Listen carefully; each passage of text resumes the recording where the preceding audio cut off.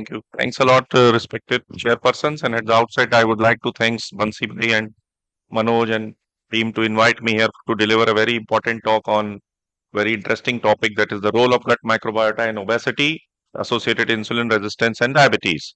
So we know that diabetes is increasing day by day, and in near future in India also we will see these patients with obesity and diabetes. So diabetes described the very strong pathological link between the diabetes and excess body weight in 1970s. So visceral obesity, which leads to insulin resistance, is the putative mechanism in development of this diabetes. Ideal treatment strategies is still lacking in all over the world. So epidemiology, we know that generalized obesity in type 2 diabetes is very common, and abdominal obesity was associated with it. And the ICMR INDIAB study have shown that about 30% of both pre-diabetes or obesity is prevalent in the most of the parts of India, and they are providing the dual impact on the patient's life. So obesity affects every organ system from top to bottom, we all know, and the changing paradigm from treating separate medical problems to addressing underlying causes of multiple medical problems comes into the play if we are dealing with the diabetes.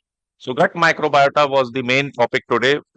First, after the few slides of the introduction, we should know that what is gut microbiota, because everything is rotating near this therapy nowadays. Because in nephropathy, in any disease, you see we are using the probiotics. 200 trillion symbiotic microbes live in the gut. They are called the gut microbiota, and it is 10 times the number of the cells in the body itself. The gut microbiota relies on the food residues that the body does not digest and mucus secreted by the gut and the dead cells that are shared as nutrients to maintain its high population level.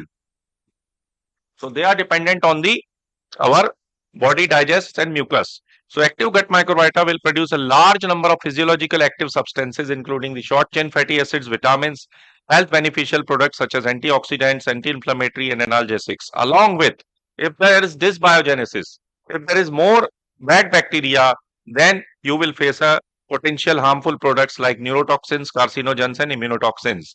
So here also we should have a balance in the gut microbiota. Therefore, a healthy gut microbiota is essential for the healthy life. How the gut microbiota changes at the birth and the gestation time also, there are the gut microbiota, proteobacteria, acinetobacter, lactobacillus. And from birth to 1 year, there are various other bacteria like bifidobacterium, enterococcus, and 1 to 3 years clostridium, rhamnococcus, and 3 years into adulthood it is bacteroids and firmicutes. More than 65 years you will have the proteobacteria, bacteroids, and so on. So they changes from the positive bacteria to the bad bacteria with the change in the lifespan, and that's why there is aging, and in the old age there are many inflammatory diseases. You see the level of bifidobacterium in the early life is better, then it slowly goes down and down, and at the old age we are seeing the cancers and obesity and diabetes in adulthood, and IBS also is a part, and allergies, they are very important uh, component to prevent the dysbiosis should not be there. So bacteria in amniotic fluid is there, breastfed, in the genetic background. If there is a disarray, and then only you can have a diseases. So it has a multiple functions like amino acid product synthesis, dietary fat absorption, fat soluble vitamins. It is having n number of protective functions. Gut microbiota and host metabolism, we know that it possesses a diverse array of enzymes that break down complex dietary components into metabolites like short chain fatty acids, gases, and other bioactive compounds. These microbial metabolites can influence host energy balance, appetite regulation, and metabolic process, and that's why they develop the obesity.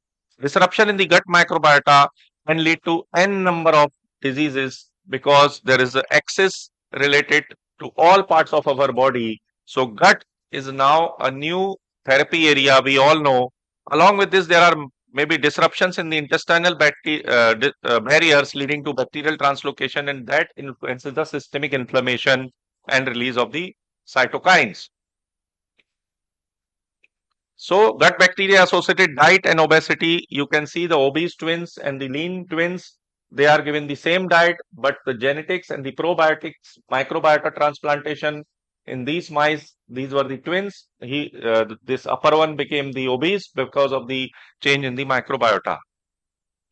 The mechanism linking the gut microbial dysbiosis to obesity and metabolic diseases, it contributes to the development and progression of obesity and related metabolic abnormalities by influencing the energy extraction from the diet, intestinal permeability, gut inflammation is there, pro-inflammatory markers, insulin sensitivity, circadian rhythm is disturbed, and immune system is disturbed. So that's why there is a chances of changes in the metabolism and obesity. So these are the pictorial representation of that regulation of inflammation in adipose tissue. If you are having good bacteria, it is in the positive direction, and if you are having the bad bacteria, so it will lead to the inflammatory or metabolically activated immune cells. They contribute to the adipose tissue dysfunctions by adversely regulating the adipocyte metabolism. So gut microbiota in obesity and diabetes, you can see in mouse model, they have seen that there is increased Firmicutes, cutis, and bacteroids, and in diabesity, they have seen increased Enterobacteriaceae, and they are the pathogenic bacteria, and the other bacteroids and lactobacillus, which has the increase in the LPS. So pro-inflammatory part is there in the diabetic population if you are having gut dysbiosis. So this is again a pictorial representation of the gut-brain axis and all the factors in a genetically predisposed person. The environmental factors leads to the development of obesity or metabolic disorders if there is associated dysbiosis. So it is again obesity induces dysbiosis in diabetes, and the lean healthy people, they are shifted towards the bad part of the dysbiosis. There is increased inflammatory cytokines, there is decreased metabolism, and the patient becomes obese. Alteration of gut microbial derived factors in obesity and diabetes. There are n number of studies. If you increase the beneficial microbes on the left side, upper side, you can see it is going towards the anti-inflammatory pathway. And if there is the bad bacteria, so you are in the pro-inflammatory pathway and complications are more. So there was a study, the gut microbiota dysbiosis associated obesity and involvement in cardiovascular disease also.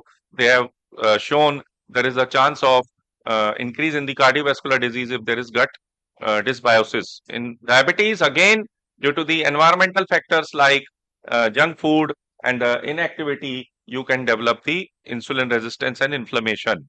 So these are the various models in which they have shown in obesity and diabetes, there are increase in the bacteria, which are the bad bacteria.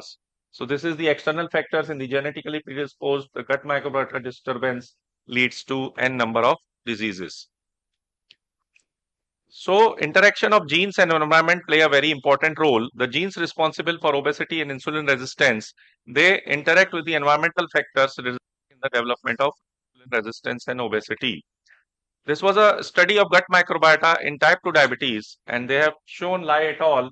That in the 20 type 2 diabetes patients versus 40 healthy, there was decreased gut microbiota diversity, and there has reduced level of butyrate producing bacteria, which is the better positive bacteria, and increased level of bacteria involved in chronic inflammation. Abundance of Doria levels could identify patients at high risk of type 2 diabetes in early stage. So if you see in the probiotics that there are the Doria group of bacteria, so you have a high chance of developing diabetes. So, n number of studies have been done. Now, very important part, anti-diabetic drugs on gut microbiota. My dear friends, you can see that metformin, it increases the positive bacteria like Rhamnococcus, Escherichia, Lactobacillus, Akkermansia. Carbos also is giving the positive benefits of increasing the bifidobacterium, Lactobacillus. Beta-gliptin is having the bifidobacterium. DAPA is increasing the varicomicrobia. So bariatric surgery, again, it causes the positive benefits in increasing the positive bacteria, but different surgeries have different results. Managing the gut dysbiosis is the last part which we are taking.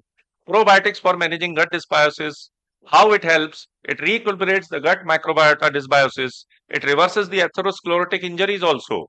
And various other dysbiotic gut microbiota, if you give the Bacillobacterium, they re-equilibrate the gut microbiota dysbiosis, and short chain fatty acid production is improved. And there is improvement in the lipid profile, leptin and glucose levels with the different therapies which we see. So bacterial BCT therapy transplantation is done now. Bacterial consortium transplantation induced gut dysbiosis in mice. There was no events. So various trials are going on. Gut dysbiosis is linked to metabolic syndrome in obese Egyptian women. This was proved in this study. And the microbiota based therapy might treat or prevent diabetes. As we can see, the probiotics given, it restores the gut barrier. The healthy gut leads to decrease in the inflammatory cytokines and there is improved glycemic control. So the key points, that gut microbiota composition is directly dependent on nutrient intake, the fat, digestibility of carbohydrates. So this is the first line which we should understand, that what we are eating, that is very important. So metabolic endotoxemia and gut barrier dysfunction are involved in onset of metabolic diseases associated with obesity. Prebiotic induced changes in the gut microbiota improve glucose, lipid and inflammatory homeostasis.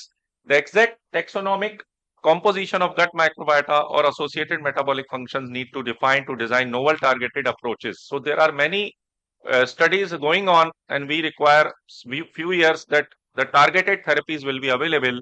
So detailed studies are necessary to study gut permeability and related gut dysfunctions and in obese and type 2 diabetes patients. Thank you. Thanks a lot for your patience.